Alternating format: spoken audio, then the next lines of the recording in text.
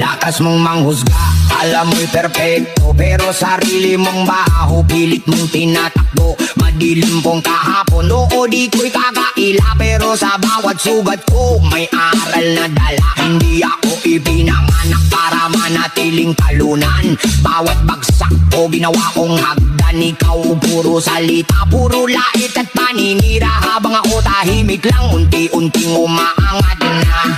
Kung ang tingin mo sa tao ay luma niyang kasalanan, paano mo makikita ang bago niyang pinaglalaban? Hindi lahat ng nadapa habang buhay nang nakalugmok, may mga bumabangon habang ikaw ang nalulubog. Madilim mong kahapon, huwag mong gawing kulungan. Hindi sukatan na nakaranaan sa tunay na pagkatao. Ang tunay na matapang, marunong magbago. Hindi yung puro husga pero walang ipinagbabago. Habang inuungkat mo ang lumang sugat ng iba, mas lalo mong inilalantad kung